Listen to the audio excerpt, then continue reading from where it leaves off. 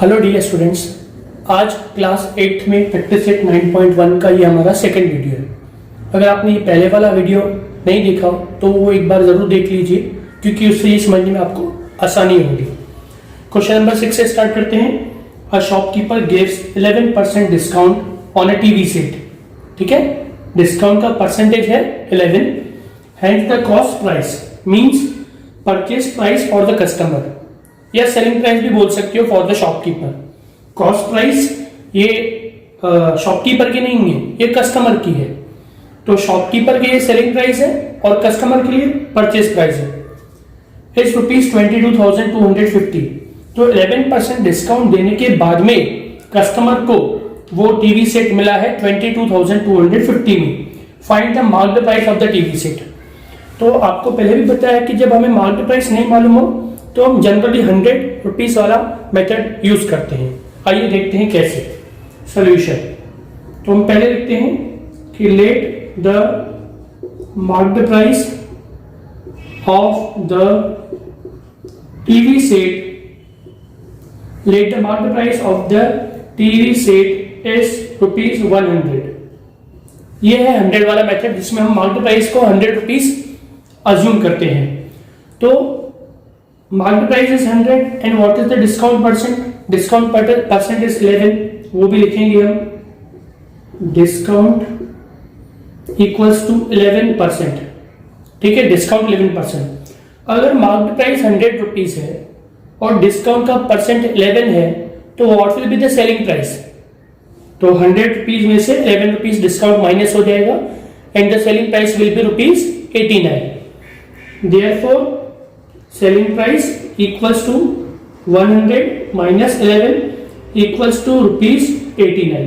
ठीक है, तो जब मार्केट प्राइस 100 है तब सेलिंग प्राइस है 89। अब जब selling price is ₹22,250, then what is the market price? तो हम अज्यूम करेंगे कि let the market price of the television set is ₹X। यहां पे लेट द नहीं लिखना चाहिए, यहां पे लिखना है if the market price of the TV set is 100, then the selling price is 89. Now let the market price of the TV set is ₹X. Now suppose market price is X, तो अब हम क्या करेंगे? दो equal ratios लिखेंगे। Denominator में लिखेंगे market price, numerator में लिखेंगे selling price. When the market price is ₹100, then what is the selling price? Selling price is ₹89. And now, if the market price is ₹X, what is the selling price? 22,250. Right? अब हम क्या करेंगे? Cross multiplication means these two numbers will be multiplied and these two numbers will be multiplied. Therefore, 89 multiplied by X, 89 into X equals to 100 into 22,250. Therefore, x equals to, x को single out करेंगे, 100 into 22,250, और जो ये 89 multiplication में it will go in the division upon 89. Therefore, x goes into 89 के table 22,250 में how many times? So 89 goes into 2250 250 times. इसको 89 को 250 से मल्टीप्लाई करके देख लो, 250 into 89 you will get this number 22,250. तो 89 goes into 22,250 250 times. Therefore x equals to product of these two numbers 250 into 100 is ₹25,000. तो ये आ गया हमारा आंसर कि the market price of the television set is ₹25,000. अब आप और एक चीज कर सकते हो वेरीफाई करने के लिए। 25,000 पे 11% डिस्काउंट फाइंड करके देखो। तो 25,000 का 11%, तो पहले मैं फाइंड करूंगा 10%। तो कितना हुआ 10%? एक जीरो कट करने के बाद में ये हुआ 2,500। और इसका 1% करना हो तो 2 जीरो कट कर दो, मतलब 100 से डिवाइड कर दो। तो नाउ द नंबर इज 250। तो इन दोनों का सम देख लो कितना है, 0572। So this is 2000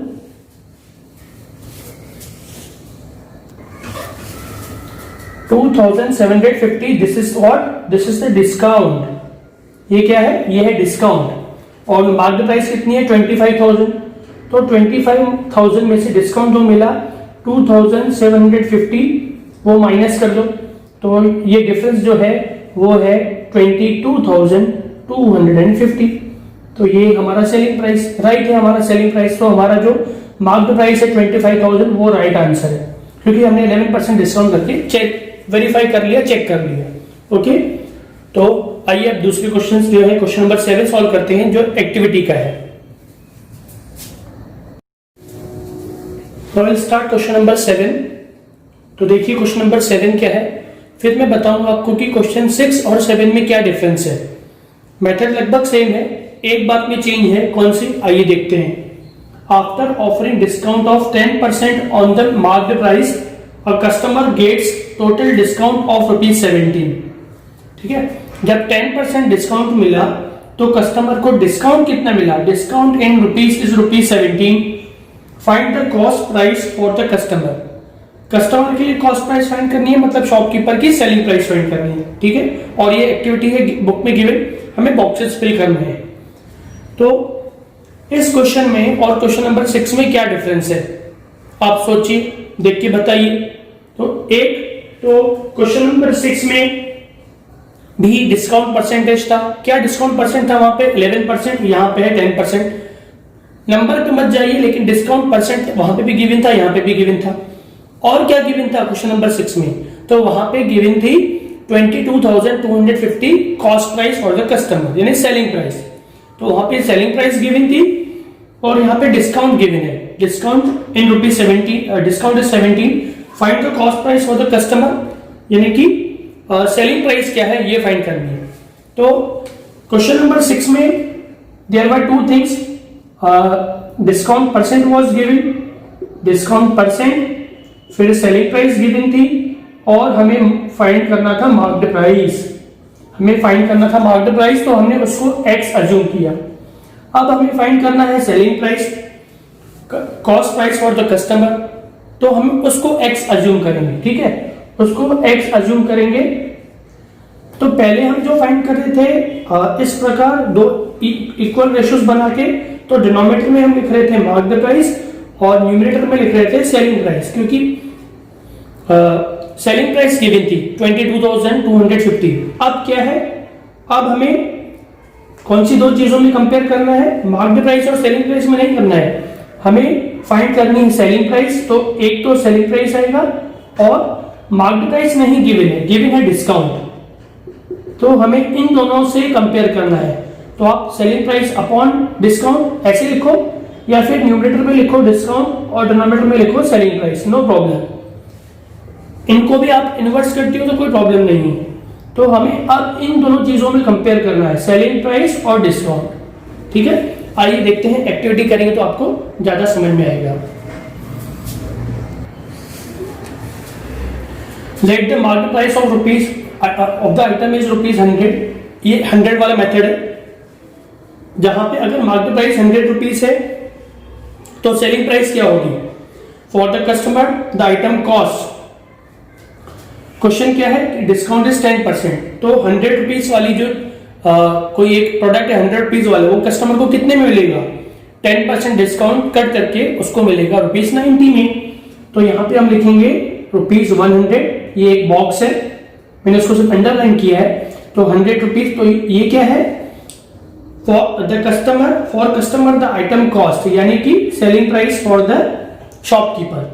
तो शॉपकीपर कितने में सेल करेगा? 100 rupees is the market price, discount is 10%, means ₹10, 100 minus 10 is ₹90। ठीक है, तो कस्टमर को वो प्रोडक्ट मिलेगा 90 रुपीज में। यहाँ पे जो है वो 90 रुपीज लिखा हुआ है ऑलरेडी, ये बॉक्स फिल्ड है, ये हमने दो बॉक्सेस अभी फिल की, 100 minus 10। फिर लिखा हुआ है when the discount is ₹dash, then the selling price is ₹dash। तो when the discount is ₹10, यहां पे हम लिखेंगे when the discount इज ₹10। अगर डिस्काउंट 10 रुपीज है तो सेलिंग प्राइस क्या है? Selling price is ₹90। The selling price is ₹90। तो जैसे मैंने आपको पहले बताया कि पहले वाले क्वेश्चन में हम मार्क्ड प्राइस और सेलिंग प्राइस इसका कंपैरिजन कर रहे थे। अब हम किसका करेंगे? डिस्काउंट का और सेलिंग प्राइस। डिस्काउंट और सेलिंग प्राइस को कंपेयर करना है क्योंकि हमें डिस्काउंट गिवन है। तो when the discount is ₹10, the selling price is ₹90. Suppose when the discount is dash rupees. अब हमें मालूम है कि जब 17 रुपीज में हमने सॉरी ये क्या है? Discount is 17। नाउ लिखना है suppose when the discount is dash rupees. Suppose when the discount is, ये बॉक्स फिल करना है तो 17 आएगा यहाँ पे। When the discount is 17 rupees, the selling price is dash. Selling price find करनी है तो एक्स अज्यूम करेंगे। The selling price is ₹X, ये अज्यूम करेंगे। ठीक है, ये भी यहाँ पे गिवन है। तो दो चीजें हमें मिल गई, एक तो फर्स्ट रेशियो और सेकेंड रेशियो। फर्स्ट रेशियो कौन सा रहता है? 100 वाला। तो 100 वाला एग्जाम्पल वाला, तो उसमें ये लेना है कि when the discount is ₹10, the selling price is ₹90। तो when the discount is 10, selling price is 90, या 90 डिनोमिनेटर में लिख सकते हो और 10 न्यूमरेटर में लिख सकते हो। अब बुक में क्या लिखा हुआ है? बुक में लिखा हुआ है x अपॉन डैश। x लिखा हुआ न्यूमरेटर में। x क्या है? x is the selling price. तो ये सेलिंग प्राइस है। तो इस सेलिंग प्राइस x के साथ में डिस्काउंट का पेयर कौन सा है? x के साथ में डिस्काउंट का पेयर है 17। और अभी हम यहां पे लेंगे 100 वाला एग्जांपल। कोई एक्चुअली डिफरेंस नहीं है, ये पेयर यहां पे लिया और ये पेयर रेशियो यहां पे लिया, कोई दिक्कत नहीं है। अब ऊपर लिखनी है क्योंकि x सेलिंग प्राइस है, तो यहां पे सेलिंग प्राइस क्या है? यहां पे सेलिंग प्राइस है ₹90। तो सेलिंग प्राइस इज 90 और नीचे लिखेंगे डिस्काउंट। Discount is ₹10। देखिए, when the selling price is ₹X, discount is 17, and when the selling price is 90, discount is 10। ये लिखना बहुत, ये जो है प्रॉपर लिखना इंपॉर्टेंट है। फिर उसके बाद में क्रॉस मल्टीप्लिकेशन करना है। देयरफॉर x का मल्टीप्लिकेशन होगा 10 के साथ में, x into 10 equals to 90 into 17। और बुक में डायरेक्टली ऐसा लिखा है x equals to dash into dash upon dash. तो x equals to 90 into 17, 90 into 17, और जो x के साथ में पेयर है 10, वो जाएगा डिवीजन में। ठीक है, तो 10 goes into 90, 9 times 0 0 cancel out, 17 9s are, so 17 9s are 153 rupees 153। तो ये आएगा answer. The customer will get the item for ₹153। तो आपको ये सोचना कि मैं किस दो नंबर का पेयर बनाऊं। जैसे पहले वाले एग्जांपल में हमने पेयर बनाया मार्क्ड प्राइस का और सेलिंग प्राइस का, और इस एग्जांपल में किसका पेयर बनाया? हमने पेयर बनाया डिस्काउंट का और सेलिंग प्राइस का। तो वो आपको इसमें से समझना है। ओके, आइए क्वेश्चन नंबर 8 सॉल्व करते हैं। तो क्वेश्चन नंबर 8 में क्या क्वेश्चन है, पहले क्वेश्चन को समझिए। A shopkeeper decides to sell a certain item at a certain price. तो शॉपकीपर ने एक कोई भी सपोज प्राइस है, एक कोई भी प्रोडक्ट है, सपोज एक बैग है, तो उसने पहले डिसाइड कर लिया कि मुझे ये बैग ₹300 से कम में नहीं बेचना है। तो उसने एक प्राइस पहले से डिसाइड कर ली, डिसाइडेड प्राइस। तो shopkeeper decides to sell a certain item certain price. तो उसने एक प्राइस क्या कर ली? डिसाइड कर ली कि मुझे ये सेलिंग प्राइस में, ये प्राइस में आइटम सेल करना है। ठीक है, this is the selling price. फिर क्या हुआ? Then he takes the price on the item by increasing the decided price by 25%। अब उसने क्या होशियारी की शॉपकीपर ने? जो उसने प्राइस डिसाइड की थी उसने टैग वो नहीं लगाया, क्योंकि उसको मालूम है कि मेरे पास कस्टमर आएगा तो बोलेगा सर कुछ डिस्काउंट दे दो। तो इसलिए उसने पहले से क्या कर दी? प्राइस बढ़ा दी और ही टैग उसने क्या लगाया, उसने प्राइस का लेबल क्या लगाया, bye increasing the decided price by 25%। तो उसने द टैग मीन्स और tag means marked price is increased by 25%। 25% increase करके उसने टैगिंग किया। सेलिंग प्राइस जो डिसाइडेड प्राइस थी, ये डिसाइडेड प्राइस थी, ये जो डिसाइडेड प्राइस थी ये सेलिंग प्राइस नहीं है एक्चुअली, ये उसकी डिसाइडेड प्राइस है, मिनिमम प्राइस है। तो डिसाइडेड प्राइस में उसने 25% इंक्रीज करके मार्केट प्राइस मींस फिक्स की, मतलब लेबल लगा दिया।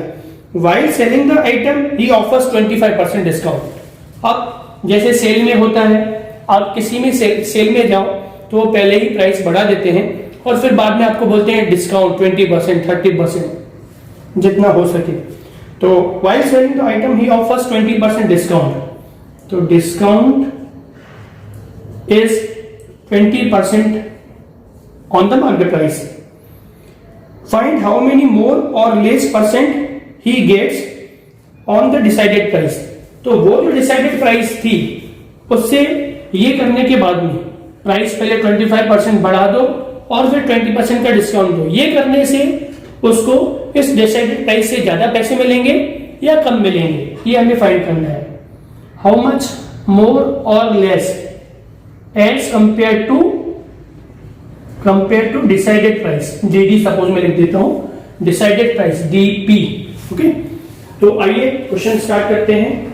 पहले अब इस एग्जांपल को भी हम ₹100 वाले मेथड से ही सॉल्व करेंगे। सॉल्यूशन कि let the decided price is ₹100। उसने सोचा कि मुझे 100 से, एक एग्जांपल है कि 100 से कम में नहीं बेचना है, 100 में बेचना है। Let the decided price is ₹100। अब उसने क्या किया, जो टैग लगाया, जो लेबल लगाया, उतने ही प्राइस का लगाया नहीं, he increase the price by 25%।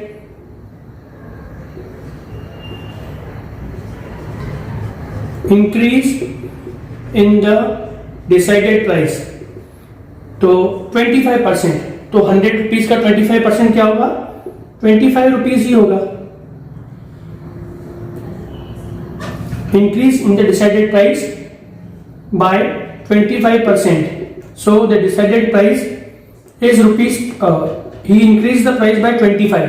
अब 100 डिसाइडेड प्राइस और 25 रुपीज प्राइस उसने बढ़ाई, then what is the market price, therefore marked price equals to ₹100। और जो उसने प्राइस बढ़ाई, increase in the price 25 rupees, तो मार्क्ड प्राइस होगी ₹125। ठीक है, 100 रुपया उसकी डिसाइडेड प्राइस, 25 रुपीज का इंक्रीज किया, मार्क्ड प्राइस होगी 125। अब वो क्या कर रहा है, अब वो दे रहा है डिस्काउंट ऑफ 20%, तो इस पर डिस्काउंट फाइंड करना पड़ेगा। डिस्काउंट गिविंग, तो एट द रेट ऑफ 20%, तो इसका 20% फाइंड करेंगे। 20% मीन्स 20/100 मल्टीप्लाइड बाय 125। तो आप कोई भी टेबल लगा सकते हो 20 का या 25 का। Suppose 25 goes here 4 times and 25 goes into 125 5 times. 4 1s are 4, 4 5s are 20, 5 5s are 25, 5 5s are ₹25। तो डिस्काउंट गिवन, कितना डिस्काउंट दिया, 25 रुपीज का डिस्काउंट भी दे दिया। प्राइस कितनी बढ़ाई, 25 रुपीज, डिस्काउंट भी दे दिया 25। तो सेलिंग प्राइस क्या हुआ, therefore selling price equals to increase the price, या मैं लिखूं marked price minus discount. Now marked price कितनी थी, मार्क्ड प्राइस थी ₹125, डिस्काउंट कितना दिया 25, तो सेलिंग प्राइस क्या होगी ₹100। मतलब उसने जितने में सोचा था 100 रुपीज में देना है, उसका प्रोडक्ट 100 में ही जा रहा है। आपको लगेगा सर पहले तो 25% बढ़ाया फिर 20% कम किया तो उसको तो प्रॉफिट होगा 5% का, लेकिन नहीं, क्योंकि ये जो 25% बढ़ा रहे हैं वो 100 रुपीज पे हमने फाइंड किया और जो 20% डिस्काउंट फाइंड कर रहे हैं वो 125 पे फाइंड कर रहे हैं, इसलिए वो अमाउंट क्या आई, सेम आई। यानी उसको देयर इज नो प्रॉफिट और loss, there is no profit और लॉस, या we should say there is no change, there is no change in the decided price, change in the decided price means he gets the amount of selling price equal to the decided price, जितनी price decide की थी उतना ही पैसा मिला। Okay, in this way this practice set is complete. फिर हम किसी next video में 1-2 दिन में हम और नेक्स्ट प्रैक्टिस सेट 9.2 सॉल्व करेंगे।